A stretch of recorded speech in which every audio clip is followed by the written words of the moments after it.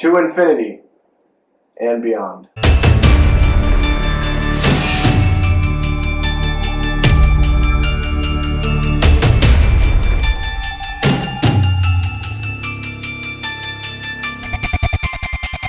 What is going on, guys? Welcome back to my channel, and this is my review for Toy Story 4. I'm a big fan of the Toy Story films. I mean, they are absolutely fantastic. They cultivated my childhood. And so when I found out they were making Toy Story 4, I was a little skeptical. But the thing about Pixar is you can never not trust Pixar. They always crank out amazing films, and this film is no different. This movie centers around Woody as he is trying to protect the new toy made by Bonnie called Forky. She made him in kindergarten, and so for her, this toy is so important. Woody feels like he needs to protect Forky and make sure that he can keep Forky safe. Forky, though, thinks that he's trash, and so he consistently tries to put himself in the trash, or consistently tries to run away from Bonnie, and an adventure pursues as both Woody and Forky are trying to figure out who they really are. And that's really the whole message of this film. It's about identifying yourself. Woody goes through a lot of self-worth reflection in this film, which I absolutely loved. I thought it was really great, especially when he meets Bo Peep again. Bo Peep has been living on her own for the past couple of years, and Woody sees a change in her. He sees the way that she views life and the way that she lives, and he's starting to think maybe there's more to being a toy than just having a kid. That's really what I loved about this film. I mean, this film is so grounded in emotion. I mean, it definitely brought the waterworks. Not as much as Toy Story 3. Toy Story 3 made me bawl.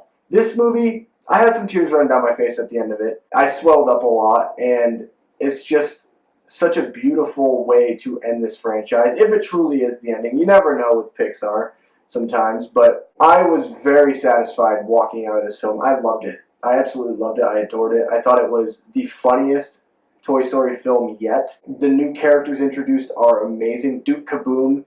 Keanu Reeves' Duke Kaboom is fantastic. I love Keanu Reeves. And then not only that, you get standouts like these new characters, Bunny and Ducky, played by Key and Peele themselves, and I loved those characters so much. They're trying to figure out like certain plans or like the way to attack a certain situation. These guys, they come in and they make the most comedic suggestions for plans I've ever heard. It's so funny. This movie feels like something we've seen before with the adventure setting, but it's so new, and the message is so different in this film than any other Toy Story film. And that's one thing that I really loved about this movie, that I couldn't believe how mature this film is. Yeah, it's for children, for families, but this is a movie, because this franchise really was with my generation. The first movie came out a month before I was born. I mean, I've known Toy Story ever since, I was a baby, pretty much. And so having this franchise grow alongside me and grow alongside our generation has been incredible. It's been fantastic because this movie understands its audience. It understands the challenges of our life, the challenges that we continually go through as, a nation, as an individual. And that's what I really loved about this film. It explores so many new concepts. Also, I will say this about this film. This film has the best villain in the entire Toy Story franchise. I thought what they did with this character, I don't want to give any spoilers away, what they did with this character was incredible. And they gave this character so much depth that you understood why this character was doing what they were doing. And it wasn't just to be mean for the sake of being mean or to be evil for the sake of being evil. Really, this character actually has a very good perspective on what they want to accomplish and how they're going to accomplish that. And I thought that was so refreshing in this franchise that we got a villain and antagonist that doesn't really feel like an antagonist. She kind of feels like a good person. That is something that I didn't expect, because it really surprised me what they were able to do with this character and this villain. They just made it different than all the other Toy Story films. I don't really have anything negative to say. I mean, things could have maybe been better that were really good, but I love this film. I thought it was fantastic.